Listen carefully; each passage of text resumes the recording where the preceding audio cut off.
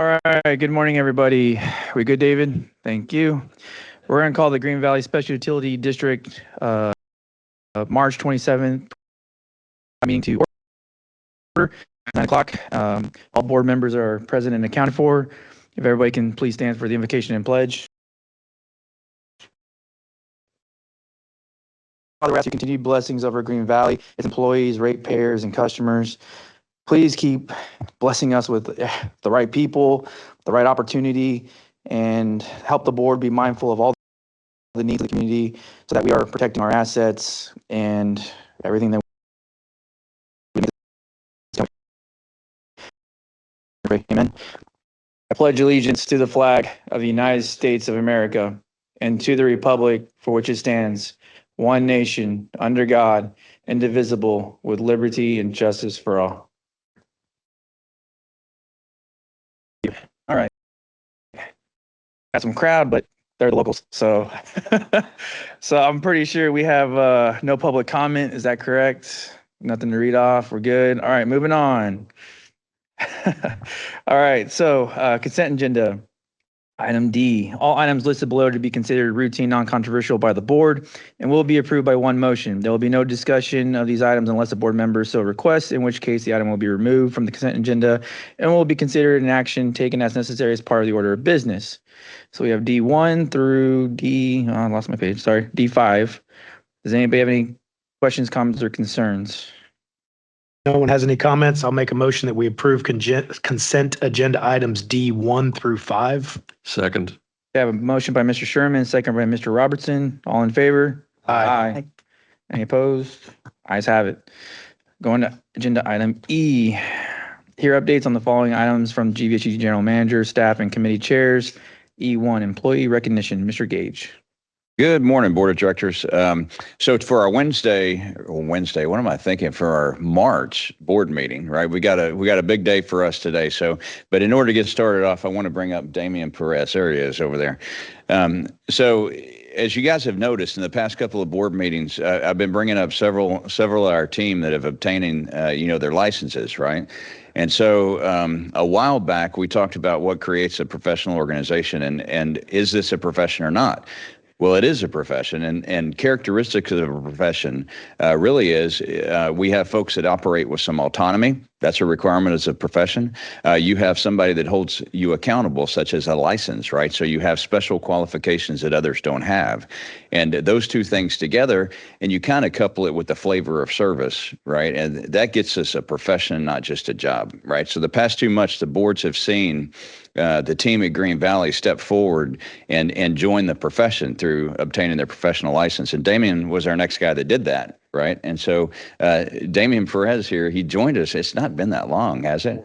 About 4 months in, and he's already obtained his Class D wastewater license. That's a testament to this young man right here, for having the gumption and move out to do it. But it's also a testament to the wastewater team because these guys back here make sure they train and mentor and bring him on board properly. And that's what happened here. So I want to recognize Damian for achieving his Class D wastewater license. And so here you go, Damian. Got a couple of things for you. Point of excellence. Appreciate it. Thanks, and sir. it's just a note for me. Thank you.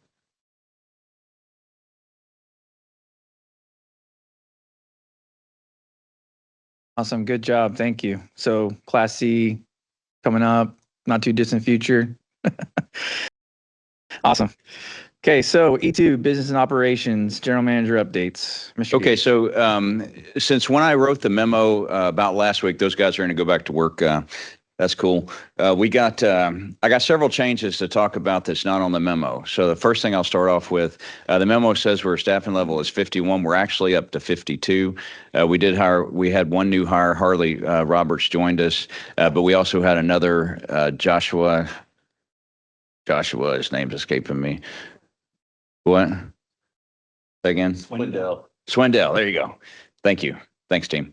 Anyway, so Joshua Swindell joins us as well in the water department. We do have some pending hires as well. So we did make an offer to a staff accountant to come in and help Heidi out in the accounting department. It works under Gina. So we have that person identified. I think we did have the job offer out, right, Gina? I think so. Yeah. And her name is Kathy Lane, and she'll be starting on the 14th. Her name is Kathy, and she starts on the 14th, so that's good.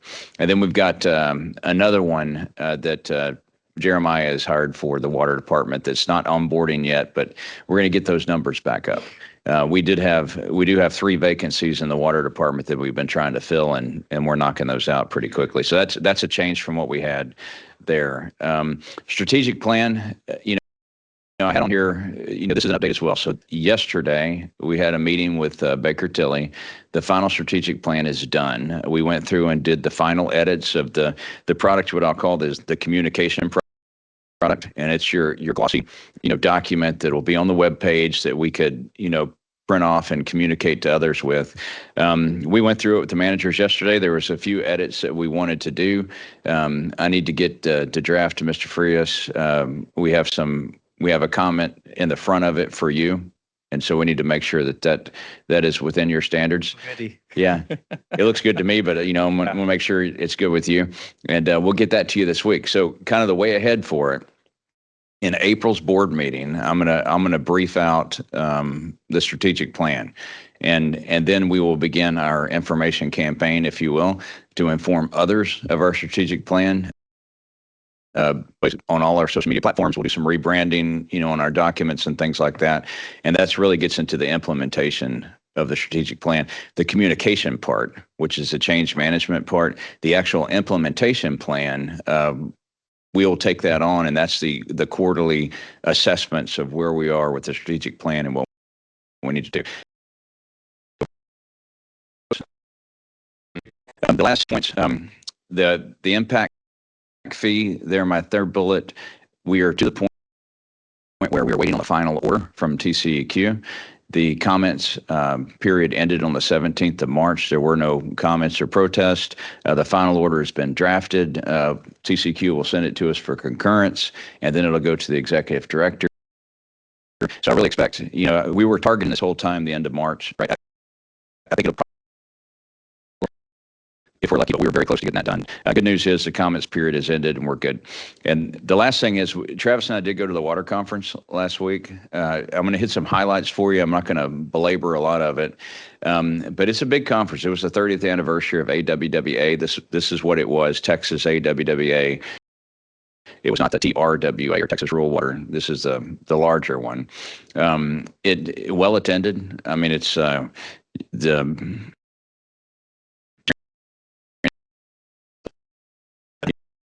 was full force, right? Yeah, I'm sorry, that was Shan's boss. Shan's boss quoted that. But we attended some things, and I picked up several things. We attended sessions on PFAS. We attended sessions on crisis communication. We attended sessions on LCR. We attended sessions on ARWA, a couple of different presentations on Alliance Regional's water projects. In that, my big takeaways are from the crisis communication briefing, we need to do better on the lead and copper rule improvements in terms of communicating that, and we need to do better on our PFAS communication plan, right? And basically, we need a plan. Right. I mean, it identified basically a hole in my swing on those things. On LCR in particular, Green Valley is in compliance with everything that needs to be done now. However, we haven't communicated very well to the public the steps that we have taken to ensure that we're in compliance with the lead and copper rule improvement. So, and it's just likewise on PFAS. We're already beginning testing for PFAS, and right now our tests have come back, and we are below the it's 4.0 MGL, I think, is the standard of the various 6 different forms of PFAS that you test for. We're below that, right? So we don't have any issue right now. But the problem is we haven't communicated any of this to the public in a meaningful way. So when questions arise, we haven't communicated. So that's something I learned. There's a very good presentation about crisis communication, and it was about how our emergency or contingency plans need to have that component in there. And so I'll take that on and figure it out. I got there's a couple of good consultants that I met that I'll reach out to and see if there was something that we need to use there. But that was good. Other than that, we met several of the vendors downstairs that had a lot of the products that we looked into. There's potential for us moving to some newer age products that are cheaper than brass.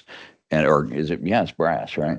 Cheaper than our brass valves that we use for meters and everything like that. There's some newer things that we could try that are be less expensive and shorter lead time. And so, we got some information on that among other things, but that's kind of some highlights. And Travis, do you have anything else you want to highlight from that? No, I'll just add to what Phil said. I've been to this conference quite a few years. It's the second largest water conference in the country, only because it's a regional one. The largest is in Chicago, and it's the nationwide conference for that. But it's pretty much a duplicate of what the conference we went to was, but it has more. More of the presentations are more nationwide. So it's a great networking conference, and the technical sessions are great. You get to see what our constituents and others do across the state in how they solve issues and how they do projects. So, I highly recommend participation in the future too, and maybe extend it to others within the company if it's. Yeah. So next year is supposed to be in San Antonio, right? And a lot of these technical sessions you get credit for if you're a licensed guy. You scan your badge in, scan your badge out, you get credit for them.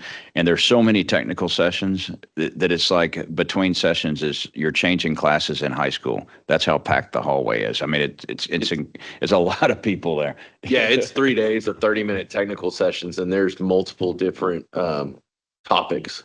And so there's different disciplines on each one, and there's 4 hours of topics. So it's great. And like he said, the operators get credit towards their license for the classes. Yeah.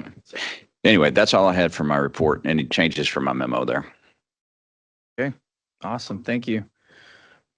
All right, going to operations update. Good morning, ladies and gentlemen. So before I start the operations update, I would like to just say thank you to the board and the Green Valley team. My internship is officially coming to an end. So tomorrow will be my last day as an intern. And I look forward to joining the team in an official capacity in the beginning of May. So I will be gone between tomorrow and then the May when I officially come back on board.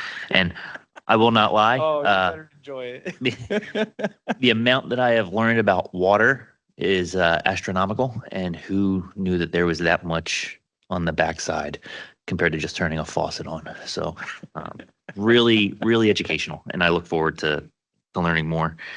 So moving into the operations update, for water operations, we have seen once again a higher expected percentage of growth in February with an addition of 117 meters. That brings us up to 18,784 total across the CCN. With that puts us currently on a projected growth rate of just about 6.3% for the year. Once again, we do expect that to come down as the year goes on. So we don't expect to see those numbers continue to trend that far throughout the year. For water production, we did produce or purchase a total of approximately 433 acre feet in February, continuing to maximize the Edwards and Trinity water that we do have on the books. We did some calculation, and based off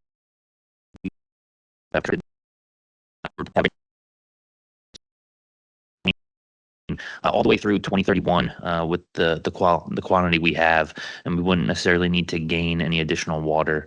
However, we do project for the future, so we will continue to work on gaining more water so that as we need that, we will have that. For billing, so of the 433 acre feet that we purchased or pumped, we utilized a total of 381 and a half acre feet approximately, which comes out to about $1.74 million in revenue. Of that 381 that we utilized, there was about 8 acre feet that we that is attributed to unbilled water, so leaks and normal flushing, all the additional stuff. And we assessed all of that to bring us to somewhere around a loss of approximately $29,000. Now, we did have a fire hydrant incident where we lost about 334,000 gallons of water in the month of February. So that's where most of that value comes from for that one. I would also like to highlight that. So I did some math. I learned some water formulas this month, and for all of the linear feet that Green Valley has within our system and storage, we can hold upwards of 42 acre feet at any given time. So while we may pump or purchase more than what we actually bill, the excess is probably somewhere within that storage or within those lines yet to go through a meter. Just for your essay, so you guys, so the board kind of understands that. So we do have approximately 42 acre feet sitting in storage and the linear feet that we have throughout the entire CCN. Moving on to wastewater. Wastewater growth continues as according to trends. We have had no growth within the Martinez Creek Basin. However, Santa Clara Creek, we do continue to increase our meter sets with 54 in April. So over the past 2 months, all of our increase in wastewater meters has been within Santa Clara, which obviously all goes to our wastewater treatment facility. Therefore, that is obviously going to create more flow for the treatment facility. And as you know, the expansion project is currently ongoing for that. We have no major changes when it comes to billing for wastewater, and you can see the graph that it's pretty steady across the board.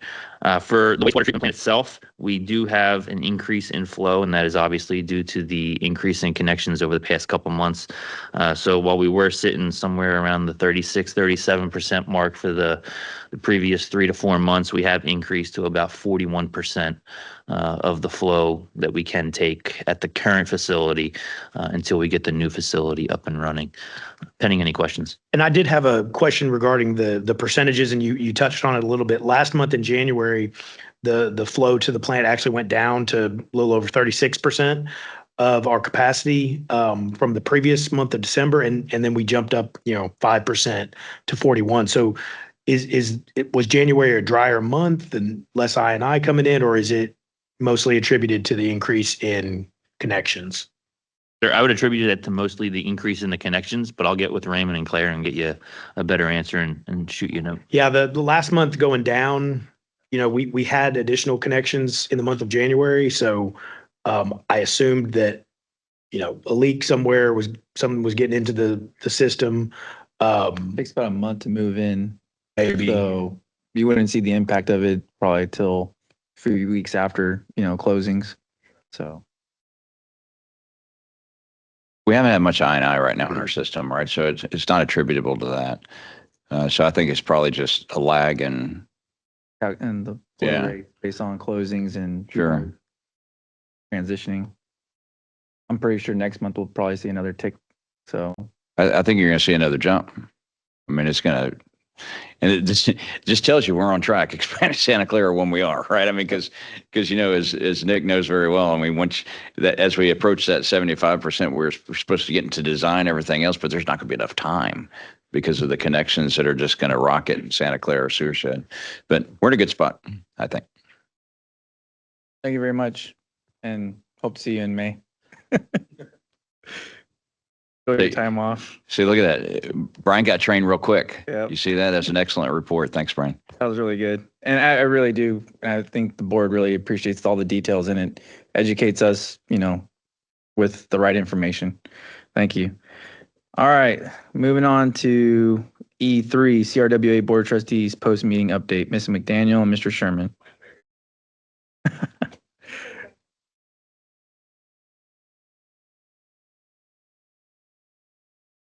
Thank you, David. The Board of Trustees meeting, there were 2 items that I wanted to highlight. The board did take action to initiate the first steps in the eminent domain process tied to a new water line for the Hayes Caldwell Group. So that's not related to Green Valley, but Sherry and I still have to participate in the vote. It's just the first step. It's not actually taking. It's the paperwork process to where our landman can negotiate with the landowner, get them back to the table. So we took that first step. One of the bids for the strainer improvement at Lake Dunlap, we did not approve the contract. There were some questions. Subsequently, I was asked to review and score the three bidding contractors. I've supplied that scoring to CRWA, and at the next trustees meeting, we will be asked for an action on that based on the scoring matrix that was performed. So those were the two items I wanted to highlight from the CRWA meeting. And then I will, while I'm talking, I will also speak to the construction committee meeting, which was held on the 25th, which I am now the chair of.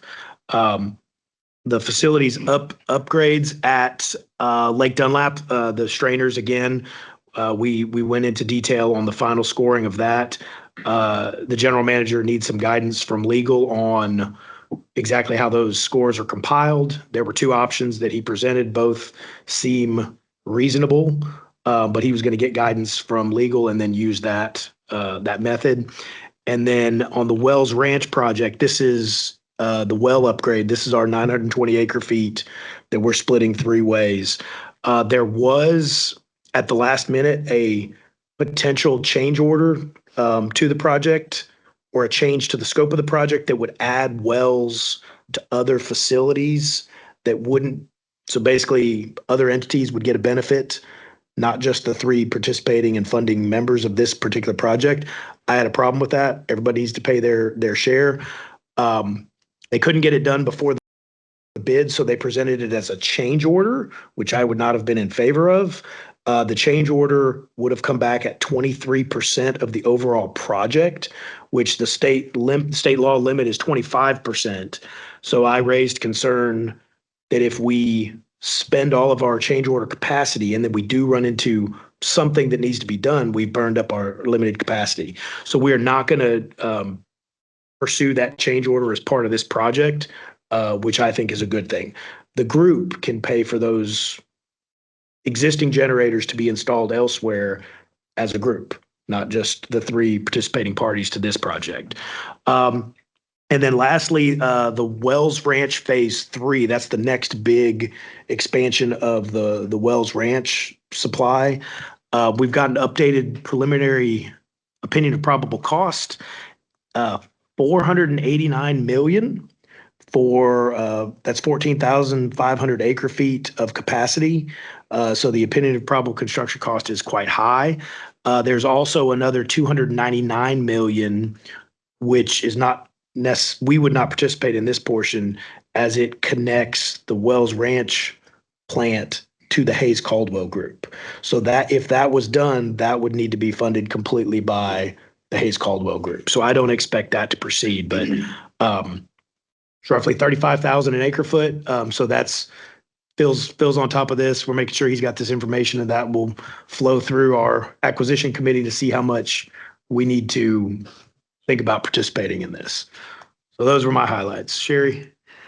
I always let Nick, he types at those meetings, which he takes way better notes. But we did have a special meeting called on the 24th that me and Mr. Gage sat. It was a Teams meeting.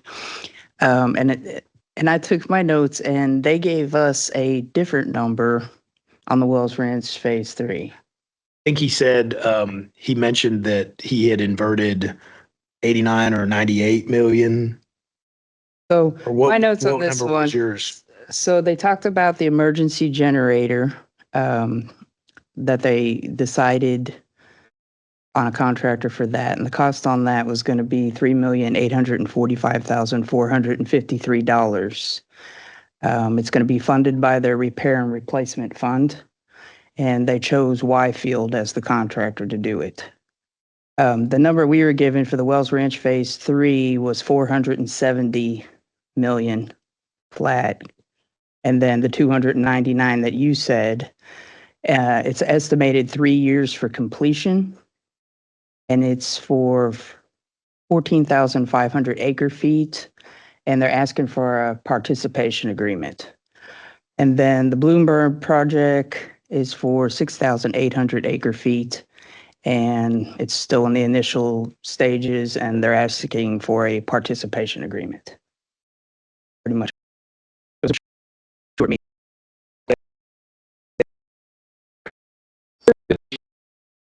It actually went up overnight, but I think if I could add on to y'all's reports there too, I think from the meeting that Sherry and I attended to the construction committee meeting, which was next day, I think Carrie did say this is preliminary, and then I think they brought the report to the construction committee. So that might be that variance, right? Because he was just using, the numbers that he had at the time.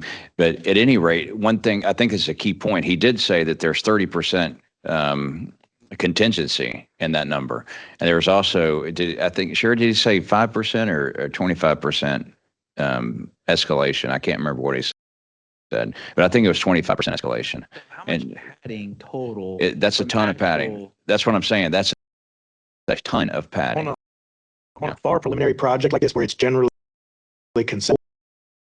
I think around the construction committee, because the amount of history with them abusing the change orders, abusing the escalation costs, and getting away with it over the years is now they're having 50% of the job padded. Basically, The- yeah. I mean, While we don't know exactly what it takes to do the work, having a heavy contingency is reasonable. yeah, but when we're going out for bonding capacity for this stuff, I mean, we're going to be bonding padding. We're not bonding actuals. And the escalation is a wise thing to put on it because we're on a project that's years out, 4 or 5 years out. So personally, at the day job, that's burned me before, where I used an old number and didn't add escalation to it, and then was surprised when the cost had escalated because of inflation and construction costs. So I'm okay with it. The number will get dialed in as we get closer to it, but Yeah, but the bottom line is the it's interest rate outrageously alone expensive. on the padding that we would be paying. That part to me is just baffling. I'm sorry. The math behind that doesn't. Anyways, you'll.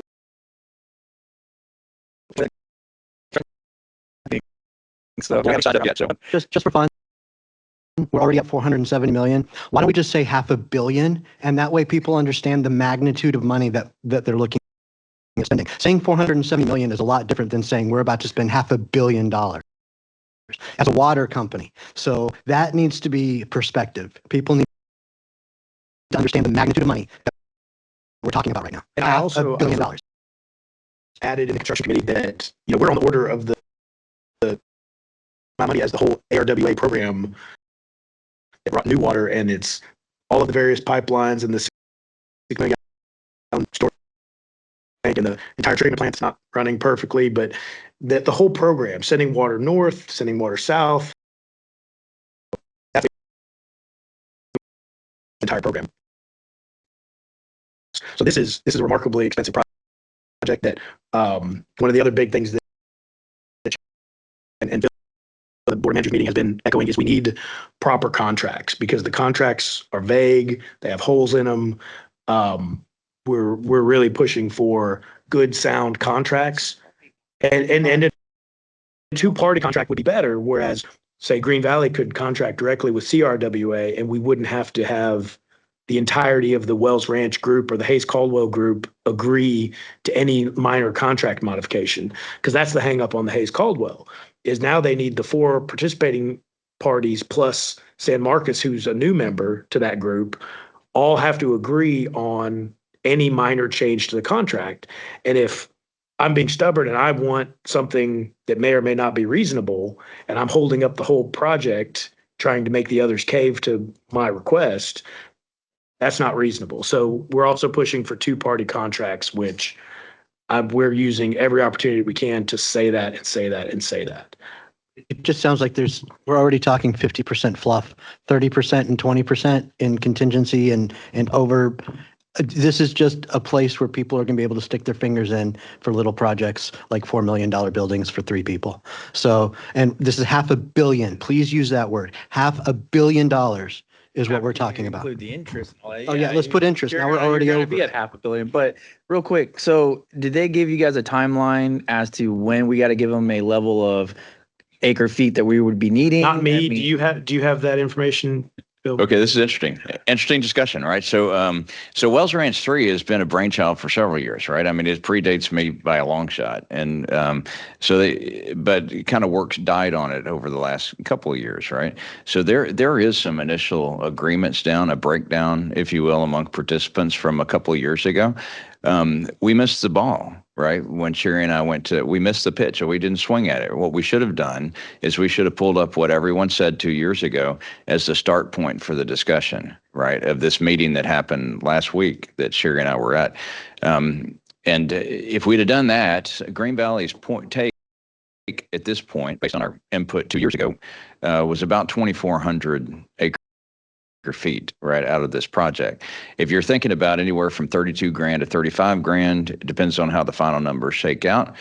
That's not a bad price for water per acre foot, right? I mean, comparatively, if you compare it to Arwa, like James, you were saying, you compare it to some others, we're up in the $55,000-$60,000 range per acre foot of water, all in prices, right? So that's a pretty good deal for Wells Ranch 3.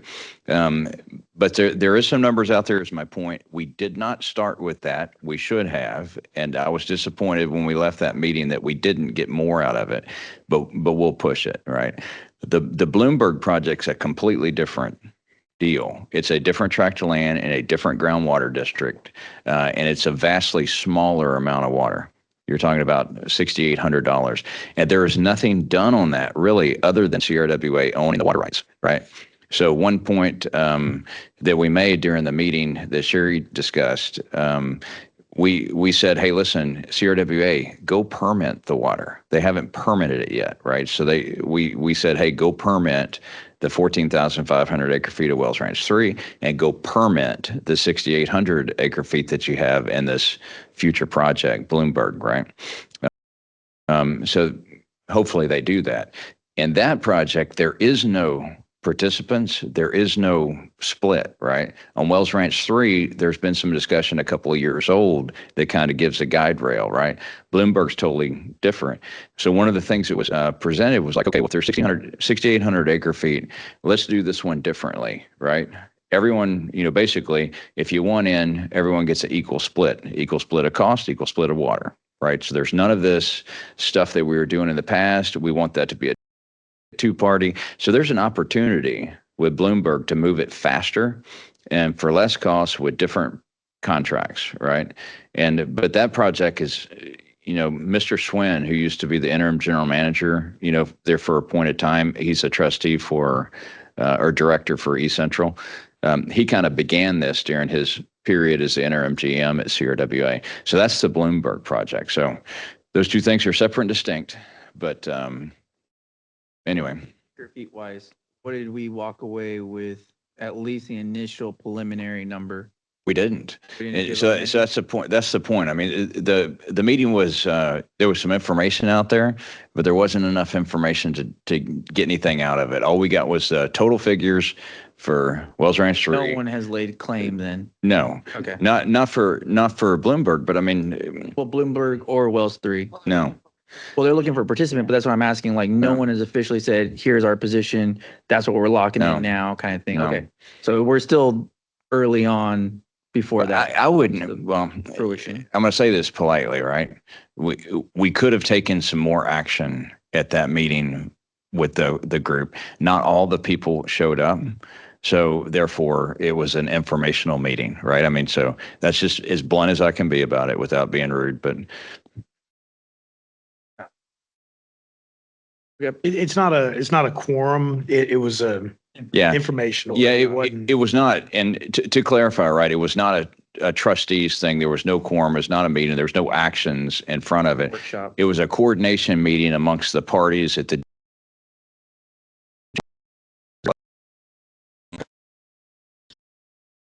Definitely clarify there was no quorum or anything like that present.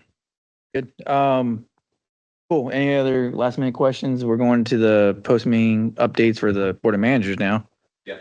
So I'll be quick on this one. So when I wrote this memo, the key thing that rings out through here is this a curtailment, stage 4 curtailment for GBRA. Likewise, and I was pretty blunt in my memo. I said, the board of managers has not been well attended over the past several months, right? That's a problem in the governance. I've identified that with, the current vice president of the trustees, and who is also a general manager of, another SUD. So we're going to work on that. We're going to get the board of managers working a little bit better to bring recommendations to the trustees. So that was discussed in this meeting. But the issue of the curtailment of the 15% from stage 4 drought contingency plan from GBRA is a significant issue. The board of managers have not solidified on that. The staff at CWRA they put together a recommendation, which is basically calling for a pro rata 15% reduction for every member entity of CRWA on their total amount of water owned. So in Green Valley's case, our total amount of water is somewhere about 7,500 acre feet. I'll just round up to be brief. So it'd be 15% off of that, right? This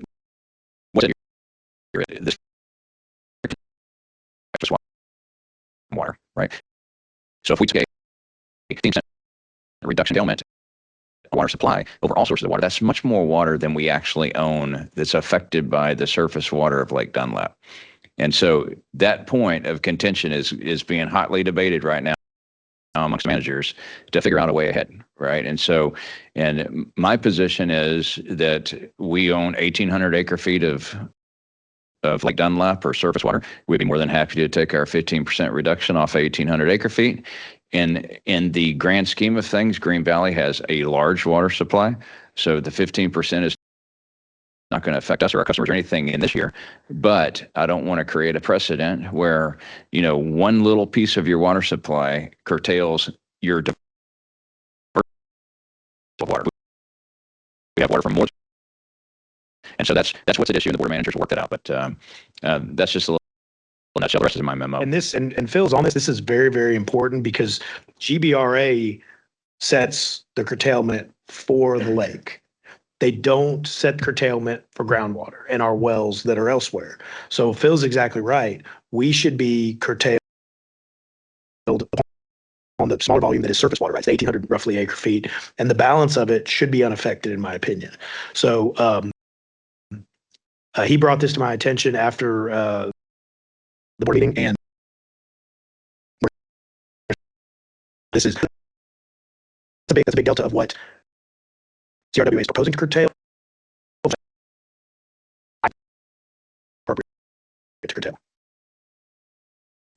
Well, all this, is in line with our drought contingency plan. Yeah, yes, it is. I mean, so if you think about it, right, and just not to be dead horse here, right, but we have Edwards Water, Trinity Water, and then Wells Ranch Water, which is really in Gonzales County, so Gonzales groundwater district would be controlling that. Then you have your surface water, raw water through Lake Dunlap.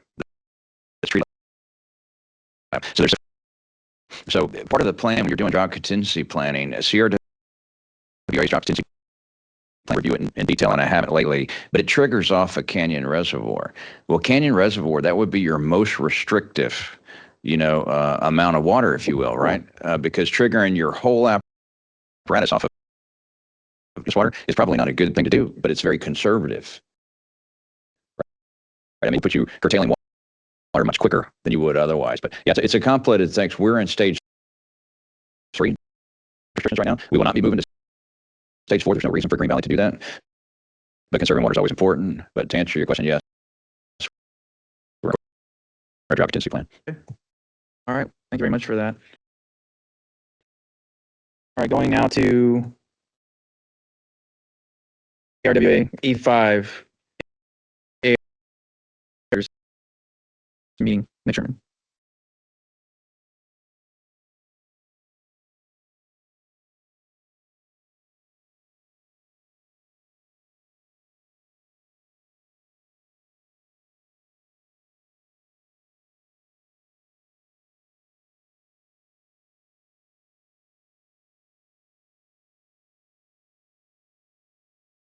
Last month about the adjustments, the temporary treatment, cost and what that needed to be done. The board did take action to press for necessary adjustments for that. We have also, within that amount that I reported to the board, was a contingency dollar amount amount that ARWA also gave the contractor an incentive for early completion of their work. And they can, there's two different levels of incentive that they can achieve by various milestone dates for early completion, either 200,000 extra or 500,000 extra total, not just Green Valley's component, but the total of the dollar amount of the group. And likely they'll achieve the 200,000 milestone, in my opinion. I don't think they can get to the 500, but that was important to several of the other members that were in more of a bind for the war. So as a group, that was presented in the dollar amount that I briefed y'all on. So I was comfortable being agreeable to that, and that is in the change order contract. So we are moving forward with that. So that was the major update from that. That was basically the whole meeting. Is it going to be a problem for those other people to pay if we have to do the 200,000 if they get the? No, incentive? the figures that were broken down for each individual member included a 500,000 contingency overall, so that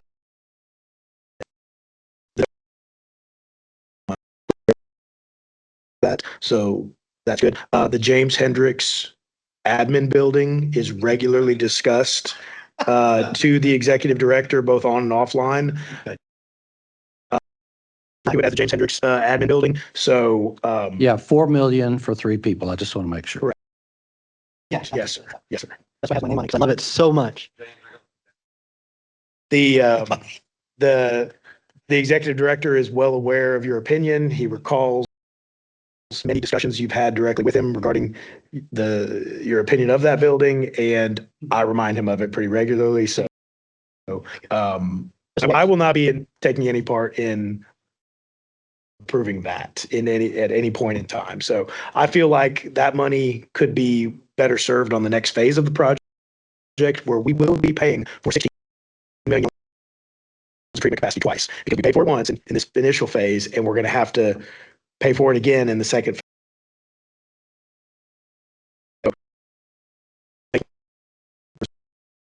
This is a significant issue, and not happy about it. We are pursuing various ways to recover as much as possible, but we won't get all of it. So, currently, About more of Yeah. that stuff in executive. Has there been any, and John, you may have just hit on it. Was there any further discussion from ARWA about legal action, or is that something for internal? We're not going to talk about that right now. So Okay. we'll kick that into executive when we get to that part. But I know where everybody's mind's going with those questions right now, so we're good. All right. So now with that, we'll leave all those questions for executive. We'll go to E6, district engineer update. Mr. Travis. Well, unfortunately, my report this month is not as entertaining as the couple that have preceded this one. Let's try. Right now, for the overall summary of projects we've got 65 in design, 54 in construction, and 10 in closeout, totaling 129 total projects. It's been not much change in the past month on that. There's not much change in flux and which one's going from design to construction to closeout either. Just kind of a pretty lackadaisical month for some weird I reason. see that the MCC on Homestead is still Yes. delayed Yes. again, And year and a half later, and Yes. we're still dealing with that one item. it's more, the more I've dug into it, it's like a priority from the suppliers. What I've been told by multiple sources was that it's basically not a high priority for Eaton to get us our MCC. I don't know how that's possible. I mean, you pay, Yeah. and you should. Submittal dates, submittal approval dates would be interesting to me to know down the road. Yeah, I could provide that next time. I'd be lying to you. Get if I Shannon didn't. involved. Sorry to hear you. I mean, this is getting to the point where we will have to start really talking the legal aspects of this Yeah. project in particular. So Absolutely. I don't think it's all, without going into detail in the public forum, I don't think it's all the contractor's fault the more I dig into it. So, yeah, have people that are waiting. absolutely. Anyways, I don't know. I don't know what yeah, we can look further into that. I don't know. My question on that one, on Zip Family Sports Park, Yes. how are we on that? So we've actually pulled we were going to have a bid item this month on a line that was bid it would be the second phase, for lack of better terms, on the project. And we pulled that item for the approval on this for this board meeting. We're still evaluating it. It came in way over the estimated value. But I've had pretty lengthy discussions with the city officials. We're going to get together, myself and Phil and Shan, and kind of work through renegotiating that contract. The contract amount that was originally agreed to is substantially lower than the cost estimates we're getting in. And so one of the things when I came on board, I noticed that we were kind of on the hook for a lot of money up front that wasn't going to get paid back soon. And so I've been kind of pushing the city to, understand that, hey, I can't just have $2 million sitting out there unpaid. And I think the way that the contract was written up and the way that it was supposed to proceed was one way, and the way that it proceeded after that is something totally different. And so I've asked the city, and we have a meeting in 2 weeks to kind of huddle up and renegotiate and get a path forward to get this thing right. And I think they're amenable to all of that. They want to they've got a timeline to hit that's pretty aggressive. But we want to make sure that we're not to get that. So I think there's different ways we can adjust to make things happen. I know that we had one bidder on the last bid. And like I said, it was just substantially higher. It was almost double the cost of the estimate. And I can see why that price was that way. I know that Tri-Hydro, the consultant that was on the project, they had reached out to some others that didn't bid, and there was some concerns with the size of the project and the complexity of it that scared them away. And so that's one thing we want to work through. But we want to be a good neighbor, but at the same time, we don't want to put ourselves in a bad situation financially that we're stuck. So, and the staff at the more I've gotten to work with the staff at the city, they've been much more cooperative, and it's I think we're all hopefully going in the right direction to get things done correctly. So I would add, so Travis is trying to thread the needle pretty tightly, right? You did a good job. On that one.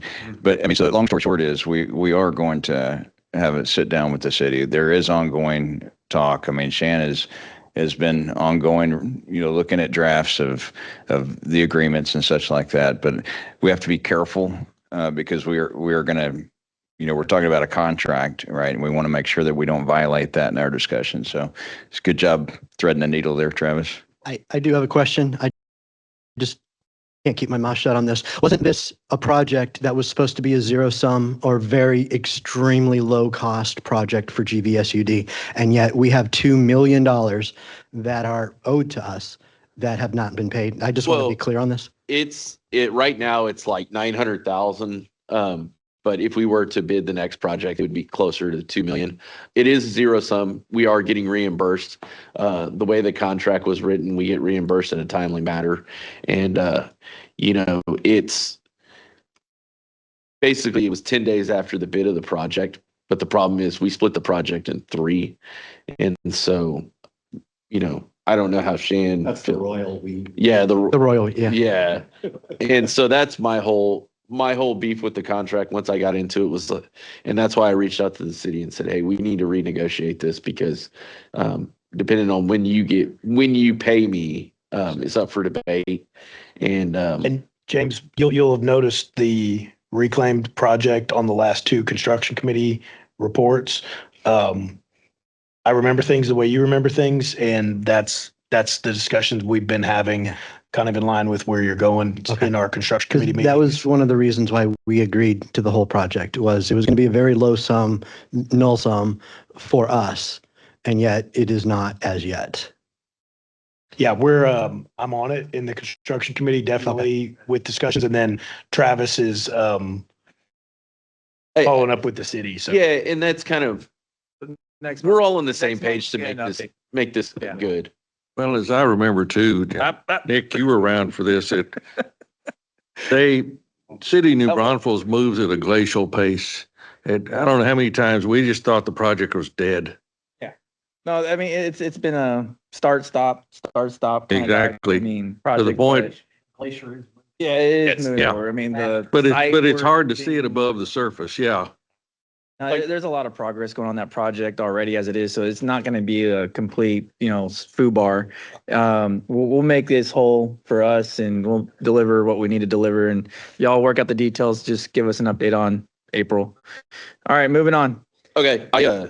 What else you got? So the last update that I had, with the Santa Clara wastewater treatment plant, I had an update about backfilling the equipment pad and beginning the electrical duct bank. That was all well and good until I published this, and then I got an email that said, "Hey, by the way, Archer Western was made aware that they had imported the incorrect fill material," and so they've spent the last week or so the whole excavation that they're filling. They've been digging it out, and so they've been working to source the correct material. They finally found it yesterday. They submitted it to the engineers, and they're working to approve it. And as soon as it's approved, which today, tomorrow, possibly, they could start importing it to start filling again. The only thing that stinks is it hasn't rained in months, and it decided to rain 5 inches this weekend. Yeah. But I'm fully confident. The contractor said that they'll work as hard as they can, as quick as they can to get back on track. And I mean, but they're ahead of schedule, and yeah, they're ahead of so schedule. Lucky for us, they're a large enough outfit that they could absorb. they can mobilize enough to get it done. Yeah, I they was can watching it absorb. this week going to work, and I was like, wait, what are they doing like that? I thought that was now that part have was a already mount- done. Yeah. So we had a bathtub and now we've got, Yeah. Mount Santa Clara. Yeah, I We was did like, have, where's all that dirt come from? Yeah. So- we had Lake Santa Clara. Now we have Mount Santa Clara. Yeah. So Good job on inspections for whoever Yes, thank you for noted checking that. the incorrect material, Yeah. and that's what we're paying you for. Just So please good make job. sure the compacting is done and checked in multiple spots, please. So, all right, thank you. Moving on to E7 committee reports. Mr. Sherman, Construction Committee. Yes, sir. The construction committee met. We went over Mr. W non-standard service agreement, the Shriver water and wastewater non-standard service agreements, and then Travis gives us, some other briefings. I believe we're going to discuss the kayak fee later. I'll speak to the specifics of my concerns with how we're calculating the kayak fee at that point. But yeah, these are very good meetings, I think, where we can dig down into the weeds of some things. Okay, so obviously we're still in compliance TCEQ wise for our water output, input, and our, buffer, all those things. So we're not running out. We're not near those issues like TWC. So we're still in a Yeah, good on the position. non-standard service agreements, staff and the committee were all in unanimous agreement for approval of those. So when we get to those, they should be pretty quick. Awesome. Thank you. And Any questions? If there is constraints on any of those developments, We would there's know any way constraints ahead. that need to happen before they could connect service, we make sure to put that in the report and the agreement. So it's very clear that, there's no surprise down the road when they're halfway through construction. We're not going to cut the faucet off on them. Thank you. All right, Ms. McDaniel, Finance Committee, Investment Committee update. So we had a discussion about a CD investment opportunity at Schertz Bank, which we agreed it was a good investment, so we approved it. And then most of the meeting was discussion on items being amended or being considered amended on the budget that will be presented for approval in April's meeting. And then we discussed the budget cycle plan for fiscal year 26. If there's any questions on my memo. The next Finance Committee, we meet quarterly, so the next Finance Committee meeting will be June 17th. What was the term of that CD? Just out of curiosity. Yeah, 1 year. Okay. I think that's about the limit that we can legally do, isn't it? Yeah. That was about it. Does anybody have any questions? Nope.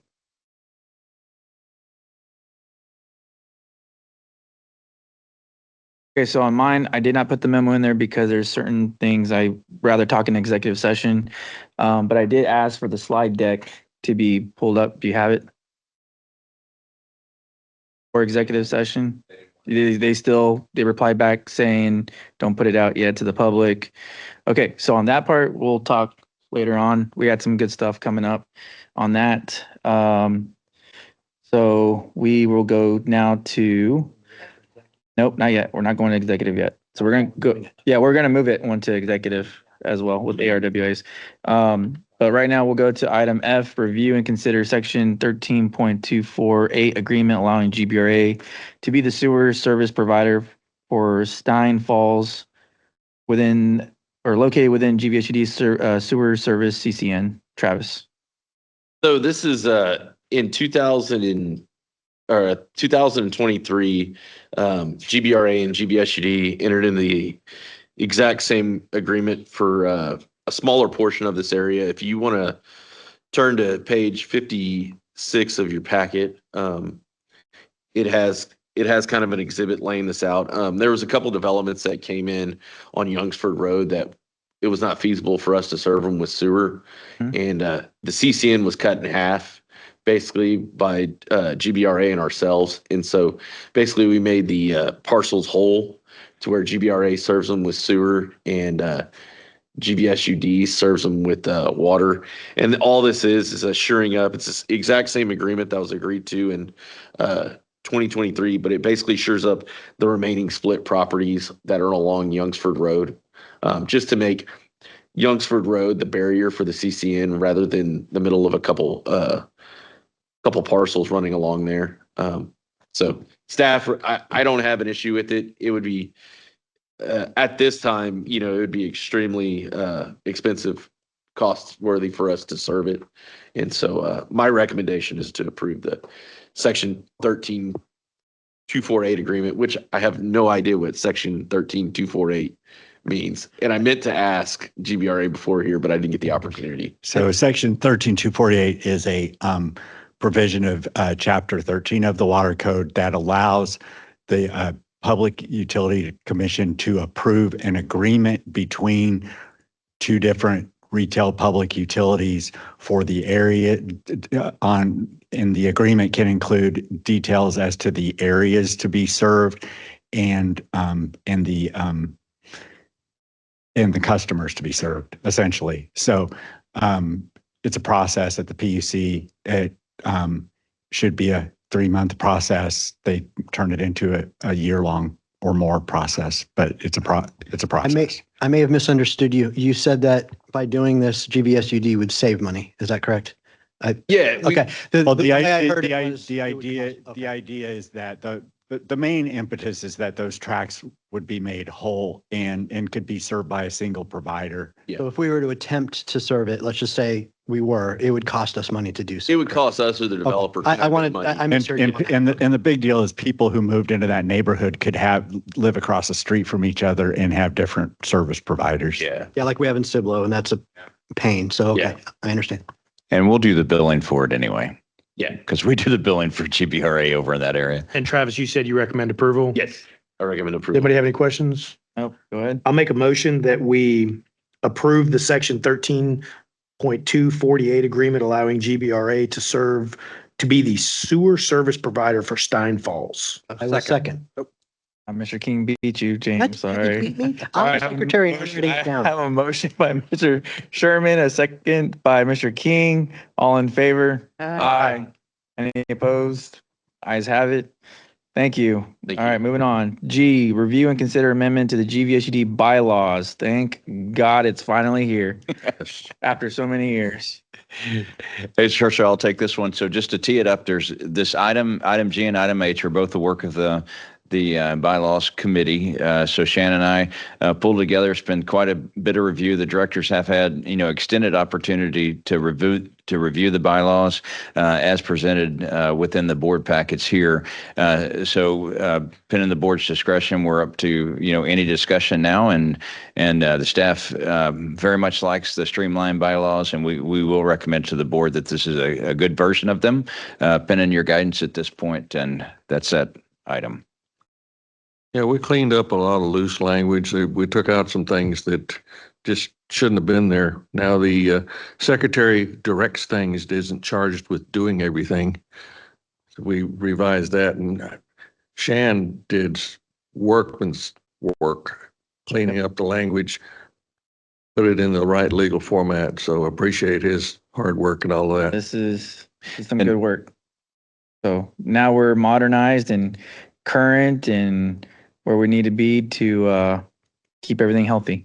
So Well, it's very, very much better, right? So this bylaws does address the office of the general manager, if you would. I mean, so it delineates, the previous ones did not really give duties, as reality is, to the general manager's position. And it conferred duties upon the officers of the board that are in reality not necessarily executed alone, right? You're executed with the staff in support of the officer duties. So it cleans up a lot of just nonsense like that.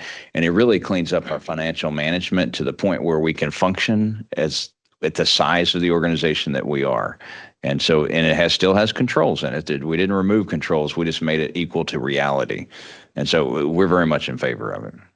And Mr. Cumbie put in a lot of effort too, is identifying, because there was questions about the general manager's discretion about spending in emergency situations. And we clarified that language and sharpened it. which in the past it was, far few in between that would happen. But even going forward, I don't think we're going to see a lot of that. But when it does arise, we'll be ready.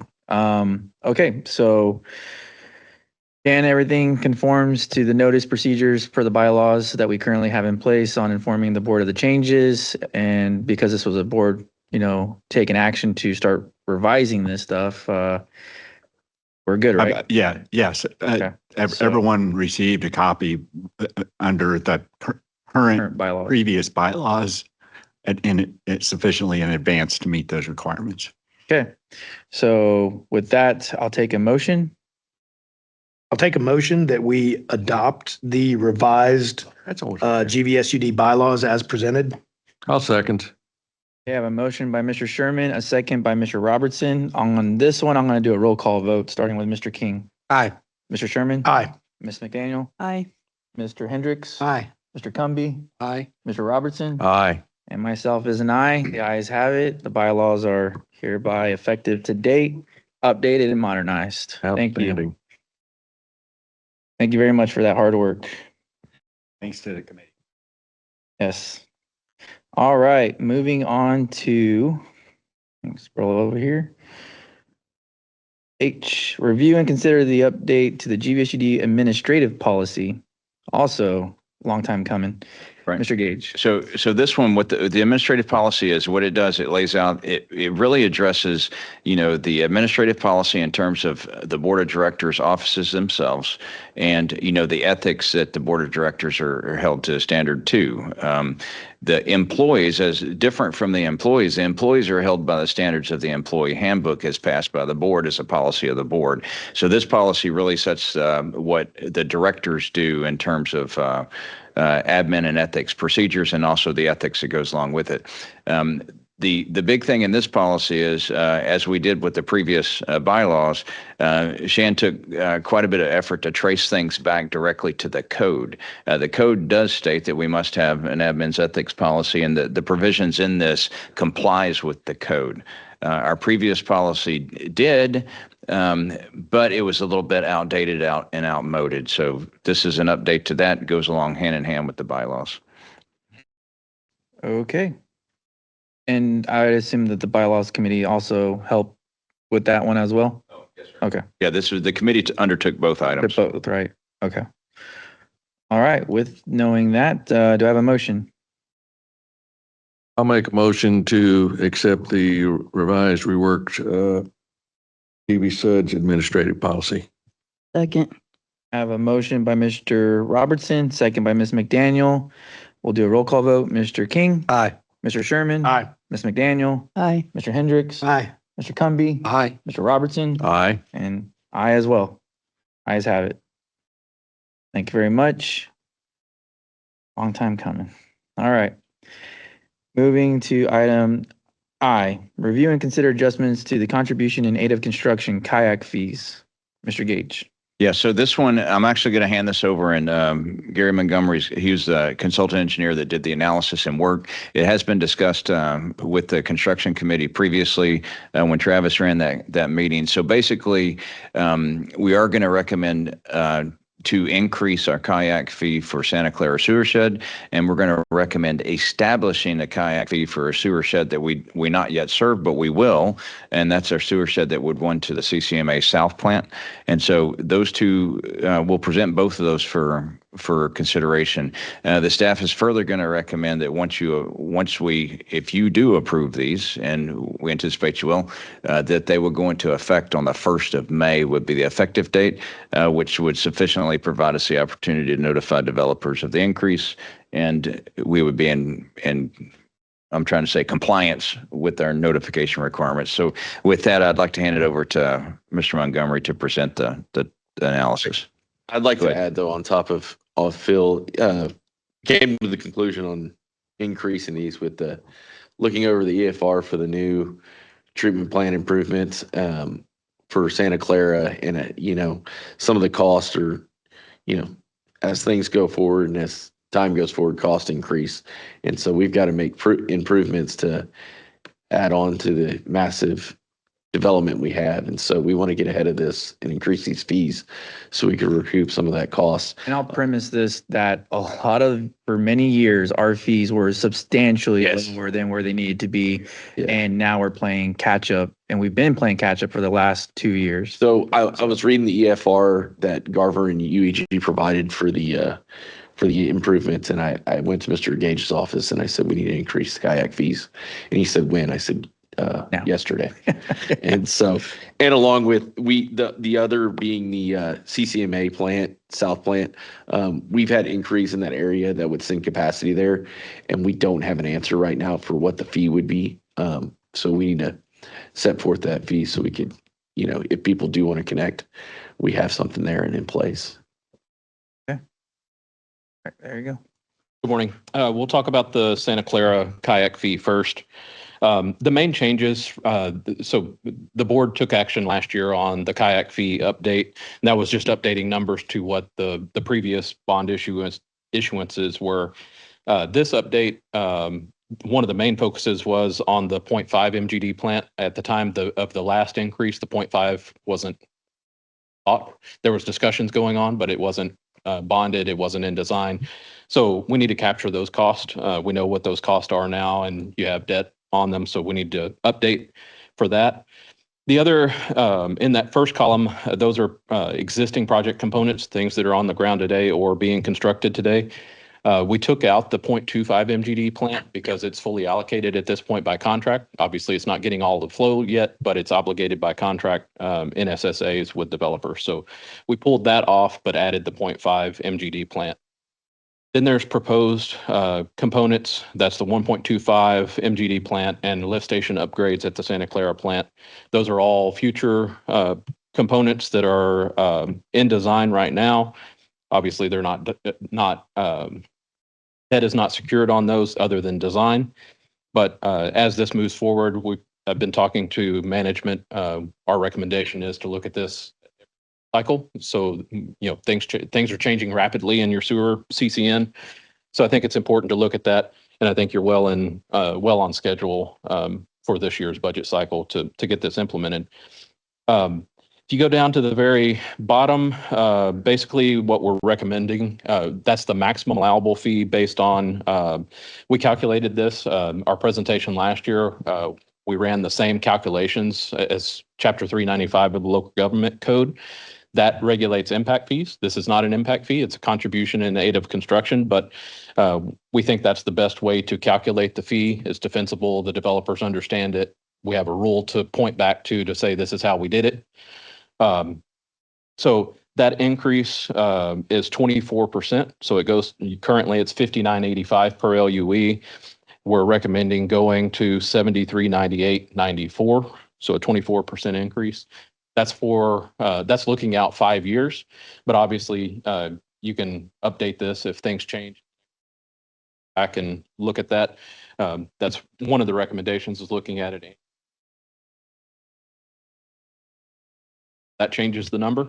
So I think it's important to just do kind of a pressure check on that. But that's our recommendation on that one. I was planning to stop there and see if there's any questions, and then we'll move on to the CCMA South Plant capacity analysis or kayak fee analysis. What's the time limit for looking at this? Like, let's say something happens in the Texas legislature and we have to revisit this. What's the time limit? There's no regulation on timing. I mean, you could do it monthly if you wanted to. The problem with that is we're putting these fees into an NSSA that takes years to construct. So I wouldn't recommend changing it on a monthly basis, but most of the clients that I work with change it every 2 to 3 years. That's a pretty good timing because it gives you some runway and lets those NSSAs start building. But I just wouldn't shorten that time too much. But every 2 or 3 years seems to work. But to be clear, us as an entity, we have been kind of behind the power curve on upgrading this. Okay, so I wanted to make sure everyone knows that. And this isn't something that the ratepayers are actually going to physically see, but the developers could pass it. If you have service today, it doesn't affect you at all. This is new services being set. Obviously, if it's a new home construction, the builder is passing that on to the home buyer, but your current ratepayers are not affected by this at all. Okay, thank you for that. Mr. Sherman, did you want to lead? Yeah, and let me clarify what you just said. So in the construction committee meeting, Gary came and gave us a presentation. And one of the things I asked for, and I think I specified the other calculation, give us some varying percentages. And you did add the 100% here, but there's a line that just above the highlighted 73, 98, 94. He included a line that would be the fee if we put 100% of the needed funds on the development fee, on the kayak fee. So the 73, 98, 94 is split 50-50 between the kayak fee and the rate structure. So would that be only the ratepayers in that area? Yes, for Santa Clara, that's true. Whenever we start talking about CCMA, the CCMA South Plant, that's not the case because you don't have any customers today. So there's no customer to get that other 50% contribution from today. As the system grows, obviously that budget grows and you're able to make. Santa Clara, you do have a rate structure set today. It needs to be reviewed annually to see if that's still meeting the metrics. For CCMA South Plant, that's one of the things I plan to discuss. This is the fee structure. You don't have a monthly rate structure set for that. So that's one of the next steps. Obviously, you don't have any customers there yet, but that's the next step is setting the monthly rate structure. And so what we've talked about as a board before and what the discussion we had in the construction committee was, I don't really want existing ratepayers to pay for the expansion of our system that are caused by new development. Yeah, that's my concern. And I think we've all seen the recent chatter about development and how people are encouraging us, don't develop. And we can't necessarily do that. We can't decline non-standard service agreements purely based on we don't want that cow pasture to become a neighborhood. But as long as it's legal and within our ability, and the kayak gives us a little bit more flexibility, we can increase the percentages on the development side and reduce the percentages on the ratepayer side. So I'm gonna let Gary finish his presentation, but that is something we should talk about here shortly. And that was an extended discussion we had in the construction committee. So is 24% the max we could do per the No, code? that's just how the calculation That's worked just how the out. Yeah, calculation. that's the recommendation is the difference between the 50% contribution and what your current rate is. It's a 24%. Okay. Segregated only to that sewer shed. Correct. Yep. So in one way or another, whoever ends up moving there, they either pay it in their mortgage, contractually, or and I guess understanding this 50% of also that expense is going to be in their rate structure on their monthly fee over a spread of 10 years, or what's the spread on that part being to where it's made whole? Monthly rate structure annually, just like in your budget cycle. So if you do a rate study and it shows that it needs to go, be modified, you would set that. on- Is there like a timeline based on that 50% to where the whole would have been made whole? Yeah, so that's part of the thing Yeah. is sometimes it's difficult to do these studies because some clients pay cash for, or you have cash to pay for projects and some have interest. This calculation does not have interest costs inserted into it. We haven't done that in the past for your studies. That was a decision that was made. Last study didn't have interest. Luckily, a lot of your debt, at least on the sewer side, is at a very low.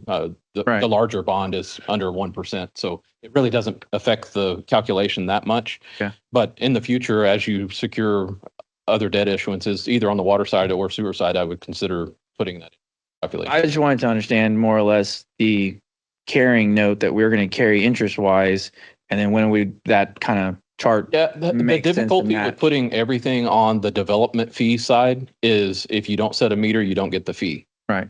But if you put it in, if you split and you have that monthly rate structure coming in, Yeah, it's you cash have flow. you have money coming in, whether development occurs or not, once your system grows. And so I would add too that it's defensible, right? I mean, so if we rolled in here and you said that 14,797, that would be if we said, okay, everything in the calculation. So if you did that, if we passed the rate that high, then we're going to be challenged, and the effect it's going to have is you're not going to set many meters, but we're going to be challenged, right? Because our methodology behind it, we didn't apply any methodology. By applying the impact fee methodology, which is kayak, you could set it whatever you want to. You can set it $1 million if you want to. I wouldn't recommend that, but I mean, you could. But by applying the impact fee methodology, then we have a defensible position when we have folks challenging our fees. Now we can show our math. And we can say the fee is set at this point because these are the costs incurred by having to do the expansion to support development. This is a methodology we used to devise the fee, and it's fair and it's transparent, right? I mean, so that's the reason why I think it's a good idea to do it Also this for way. sustainment and restoration of those lines, they're investing into that infrastructure. So when things have to get replaced, redone, Mhm. we're not having to go up dramatically on a one-time lump sum payment. That's right. You handle everything. It's, like you said, continuous. So, okay. I just want to understand to where everybody's on the same page as far why that is the way it is, and not, it's not going to be to current customers. It's only for whoever gets on that area, on that contract, on that house. Hopefully the real estate agent explains all that. So, all right. Thank you.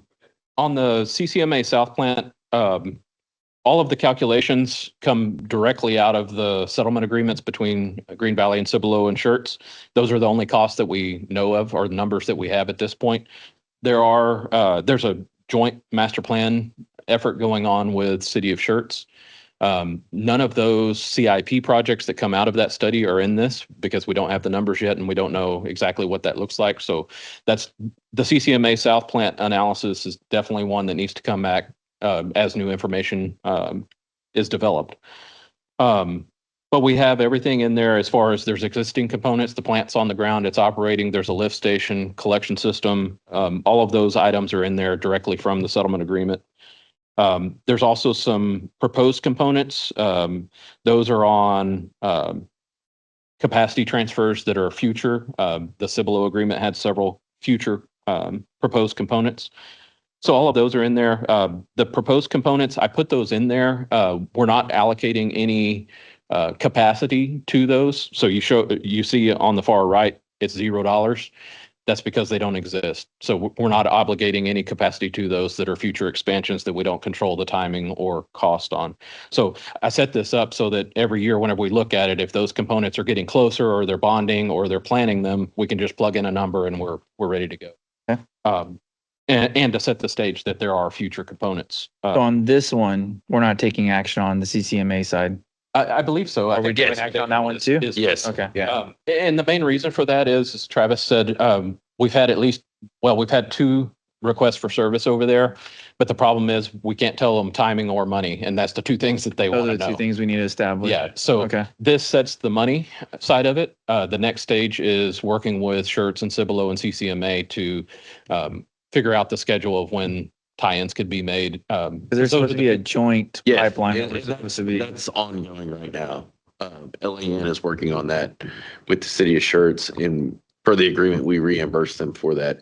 And there is a trunk line in progress being Gonna be designed. shared. Yeah, and it's a pretty simple design, and but we haven't gone far enough down the line to get any cost Okay, estimates well, on it. let's get this part out of the way then. So we can get y'all the- some math. The one unique thing that's a little bit different from the Santa Clara analysis is CCMA owns the plant. They're the operator.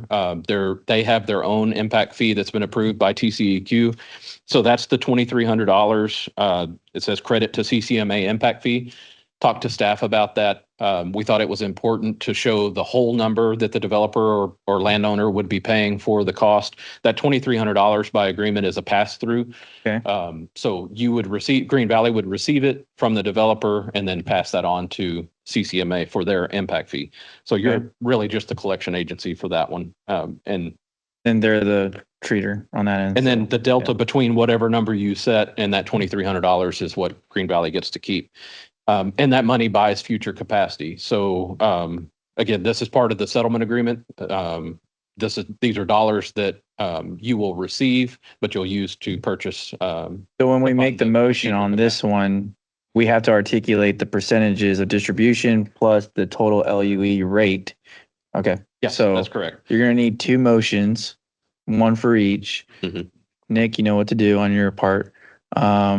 And, okay, does anybody have, Claire, go ahead. We do need to decide the percentage on the CCMA South plant, whether it's a 50-50, 60-35, 75-25, or 100 and 0. That was one thing Nick asked in the construction committee. We didn't have those numbers at the construction committee. Yeah. And so he wanted to bring that forward for kind of a discussion of how we want to divvy up those. Your recommendation. The standard, most municipalities is 50-50, and we're doing 50-50 on the other one. We have to be consistent. So whatever we do in one area, we technically should be doing in another area to have, an even But- playing field. Do we legally have to do it that way? We don't legally, but Okay. the impacts of one area being heavily impacted versus another area then pushes, the viewing of developers and builders based on fees like that. But again, if we're across the board as best we can to be an even playing field, no matter what sewer shed.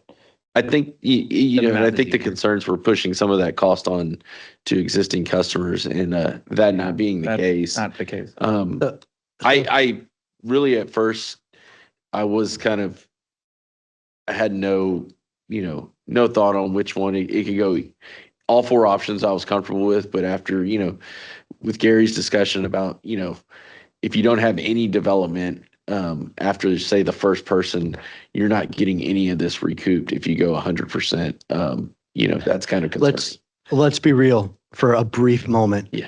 A 100% kayak isn't going to even slow down a developer No. because they're not going to give a flying F on it, to be quite honest. I am more inclined, especially what's going on in the Texas Senate right now, to do 100-0, to put the 100% of the cost onto the developer. We know what's going to happen at sale. They're going to put it into But you're that. missing sustainment and restoration because at that point, you're not gonna be able to do anything on the sewer shed to increase or justify the increase on that rate if all that expense was already paid off one-time lump sum. So over time, as things age, deteriorate, break, we have to fix it. We have to have, residual money coming in for those inventory or those items in the labor.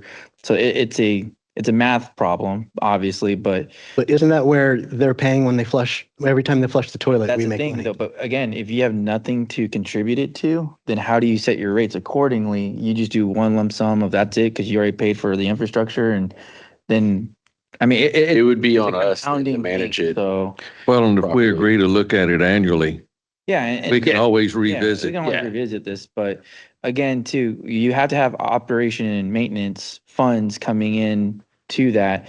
Now, let's say you did that, right? So you take that number, you add it towards the total cost of the mortgage. Now you eliminate so many people from a mortgage, right? Because I don't think this is going to eliminate a single person from a mortgage. Yes, because every $10,000 on a mortgage eliminates 1,000 something people from being available to qualify for that mortgage. So if you do that, yes, you slow growth, And some people are still going to come at that rate, whatever.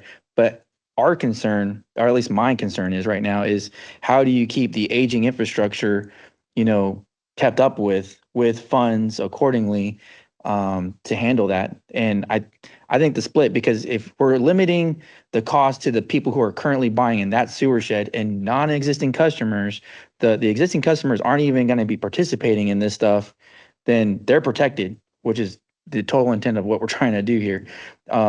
Whoever gets in that area, that's their bread and butter that they got to deal with. These prices are fixed, So- correct? Once, They're changed every year if we have. no. What I mean is if I bought a house right now at this kayak rate and it was 50/50, I would be doing the 50%, correct? Correct. Okay, so what happens to inflation? If we get 100% of the money up front and then there's inflation throughout the years, we are losing money that we could have had front loaded. Well, And if yes we had and money no. front hub No, loaded to because- fix our So infrastructure. then that's a double-edged sword then, because It if you is. pay for all the money now, that value of the money ain't gonna be the same value of the money 5 years from now. Correct. So then when you need the residual cash flow coming in to offset the interest or the inflation rates to justify the expenses on repair and maintenance. But they don't have to pay it because they already bought their house. As long, just to kind of ease your concerns, as long as I'm here and more than likely Phil, we're going to look at this yearly and reevaluate that and make sure we're not losing any money on these rates. And so there's nothing that holds us back from,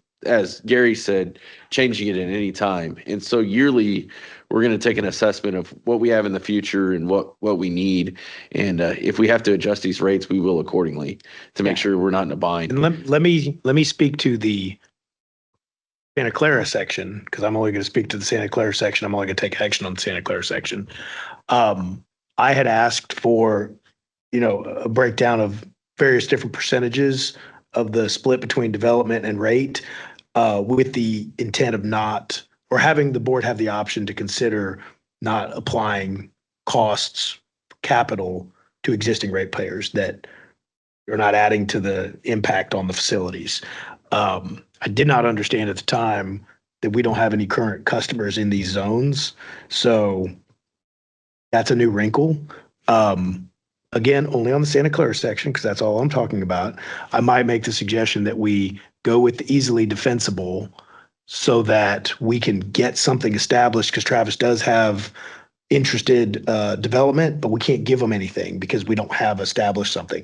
So let's get this established. And, I've heard Travis say 2 or 3 times, he's going to look at this regularly. And in the future, when we have existing customers, if we need to adjust percentages to where the development is paying for the development and existing customers, we're not having to raise rates to cover development. Correct. New existing customers that come in on that. The sewer new shed. existing customers. Not- That's right. He said that. Not the current Right. existing customers. Yes. So this was something that I muddied the waters here. This was at my request, but I think today what we could do is approve the easily defensible that is an established way that we came to this, establish it, get The them modeling. going on the developments that want to come in this zone, and then look at it regularly, because I think everyone understands for years we were behind the curve and we hamstrung ourselves by doing that. And now we need to look at it regularly. So I hear everyone saying we're going to look at it regularly. I was the one that requested this that has caused muddying of water. So let me be the one to suggest only on the Santa Clara side, because that's all I'm talking about, that we go with the 50/50 as presented, and then y'all can decide what to do on the other side. But let me make that suggestion that we go there and then review it down the road. Yes. We have to have a control point. At some point, we have to just start with an established area of metrics, and then from there, review the modeling, see where we're at, and then adjust as needed. This one is not like acquisition fees or all the other stuff regulated by TCEQ. So we have the liberty to do it as we please, as we need to. So What we do, and I think that's a point that I wanted to ensure we made too. So the kayak fee contribution aided construction is a capital revenue, right? So that's a restricted account, right? So when we can't mix up apples and oranges. O&M and capital investment are 2 different things, right? I mean, so this money is to be used for capital improvements, i.e. putting in a trunk line, i.e. adding expansion to the plant, i.e. purchasing more capacity, from the south plant, right? So we're not talking about maintaining pipes in the ground with this money. I just want to be clear. This is capital revenue, not O&M money. okay. To that point. Which is why That's- I don't see a problem with 100-0. Because if it's in a locked account that we can't just say, we want to go build a $4 million building with, we can't pull from that. It is locked and it's for infrastructure only. Why not get the 100% upfront? Alleviate any future ratepayer from having to pay it or having to worry about it. That's my point on that. But I understand that we can review this and change it at any You time. can So. review and change it, but your comment to it's not in aid of maintenance O&M. Right. My understanding is that's what ratepayers pay is for sustainment and restoration. That's exactly right. So That's our why operational what dollars, the yeah. fee is used to maintain their service that they committed to, that they bought into at a contributed rate. Because if Which you they- pay one lump sum, they're paying that in their mortgage one way or another. But also, you're also paying a monthly fee that now that fee is going to be higher because we're not throwing it all into their mortgage in theory when it's all said and done. You're right. You're right. So- That analogy makes sense, right? So the point of the capital revenue is, so when we have to add on customers, add capacity, you spend the capital money, right, that you collect up front to do that. That keeps that off the backs of everyone paying their bill every month, right?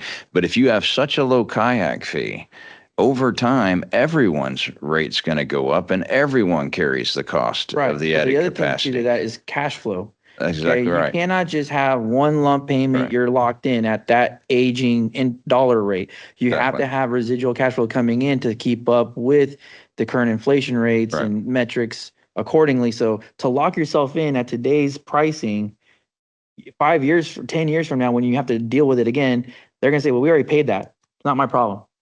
And then it's like, but you're still living there. Like you got to help out, contribute to your. That's where normal aging rates come in factor. to cover this. But yes and no, I Yeah. mean, to some level. So, all right. Anyways.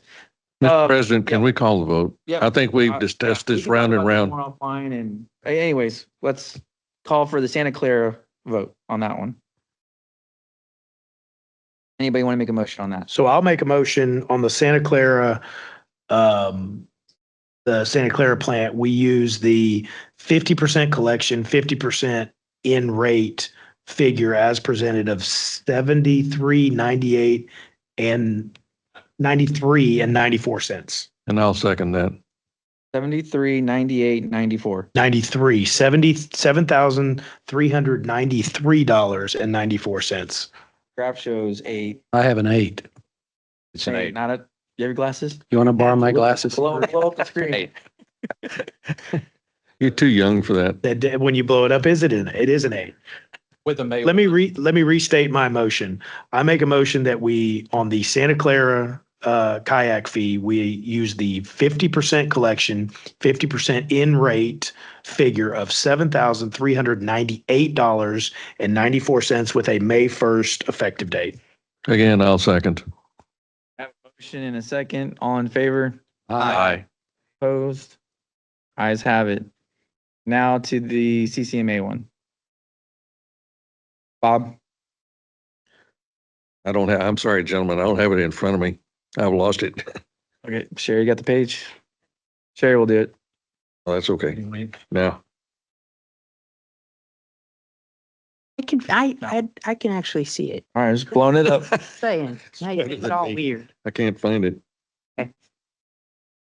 I make a motion for the CCMA South plant to go with the 50% distribution.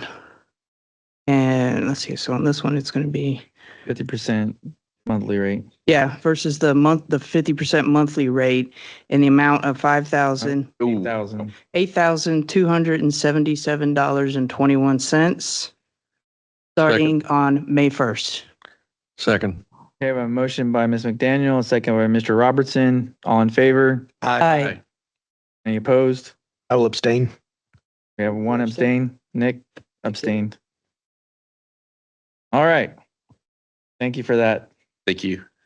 All right, moving on to consideration and possible action related to non-standard water and wastewater service agreements, J1 through 3. Construction committee reviewed, and from what I saw in the memos, everything looks good to Yes, go. sir. The construction committee reviewed, staff and the committee all unanimously recommended approval as presented. Okay, staff, we're good to go. No questions, comments, concerns by the board based on the information provided. All right, with that, if we can just have it J1, J2, J3. I'll make a motion that we approve item J1, Mr. W Fireworks Water Non-Standard Service Agreement. All right, I have a motion by Mr. Sherman, second by Mr. Hendricks. All in favor? Aye. Any opposed? Ayes have it. Going to J2. I'll make a motion that we approve item J2, the Shriver Track KB Homes Water Non-Standard Service Agreement. Okay, I have a motion by Mr. Sherman, Second. second by Mr. Cumby. All in favor? Aye. Any opposed? Ayes have it. J3. Item J3, I make a motion that we approve item J3, the Shriver Tract KB Homes Wastewater Non-Standard Service Agreement. I have a motion by Mr. Sherman, Second. second by Mr. Cumby. All in favor? Aye. Aye. Any opposed? No. Ayes have it. Okay, thank you. Moving to item K, here updates, items below from GVSUD General Counsel. Shan, how are we looking? Oh, I'm sorry. No problem. Yes, I have, on the pending or threatened litigation, there are, two new, issues I want to discuss with the board. I think you may have been previously made aware of those, but I want to talk to those in executive session, if I may. Okay. And there's one existing issue that I became aware of that I was not aware of, was still an existing issue. So I just want to give you all a brief update on Okay. that. And as far as legal changes affecting the district, none at this time. I'm continuing to monitor legislation. The bills, the filing deadline occurred last Friday. And so we got over There's a whole list. yeah, we've of got bills. over 8,000 bills out there. I'm looking at a couple that might be interesting. There are a couple that may try to regulate Zoning. package plants, and so I'm looking at that. There's some that are zoning, there's some that are. Yeah, talk about there's some stuff water. that has a lot to do with the big zoning issue is an attempt to take away municipalities' ability to require a minimum size limit above something really tiny on a lot. So it's fairly bipartisan too. It looks to be at this point. So I wouldn't be surprised if cities have even less authority to do those kinds of regulations in the future. There's several of these PFAS bills that are floating around that I'm keeping an eye on. There's an interesting bill that would prohibit HOAs from fining homeowners over brown lawns during drought periods. Yeah. So, which I think is a potentially a good conservation thought. Brown is good. They can, I mean, Yeah, allow for there's one- xeriscaping, it would be okay. Yeah. Well, there's one, it doesn't affect us now nearly as much as it would have in the past when we were fighting with our neighbors. But there's a bill that could potentially affect us. That is a very bad bill that we don't have a lobbying presence at the legislature right now, but I would encourage you all to reach out if you get a chance to if you have a relationship with your current rep. What it would allow, in part, it makes it a lot easier to decertify. It expands the area to decertify, but the part of the bill that's really problematic is that it would allow a landowner to basically step in and pay off your federal debt against your will and be able to decertify that way. And Wow. I think that's a potentially bad deal for a lot of people. Again, I don't think it would affect Green Valley as much as it would have as recently as 2 years ago, but it's a bad idea all the way around. It's very difficult to plan and grow your system and anticipate growth, and meet your system capacity requirements if you don't know what size of service area you're going to be serving. So I would, and that bill, just FYI, is SB 1413. Jan, could you just at some point send us a quick hit of the bills that you're following? I could, yeah. I subscribe to two services that help me kind of pinpoint the ones that I think would be important to you. And so I can run a X out of that and That'd be great. and just print it off and Yeah, send it. stick it in the send it to packet you if through it's Phil. appropriate to include it in the packet under, K1 Yeah. or whatever. Yeah, I think it would be something to the effect of bills that you ought to keep an eye on. Yeah. Okay, happy to do that.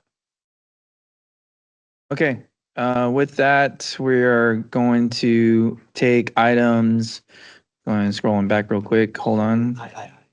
E7 III, E5, we're gonna talk about that a little bit. And then items L, M, and N into executive session under Texas Government Code Section 551.071, which, and K1, as well as mentioned by Mr. Shan. Time is 10:40. Take 10 minutes and then we'll meet in the meeting room. All right.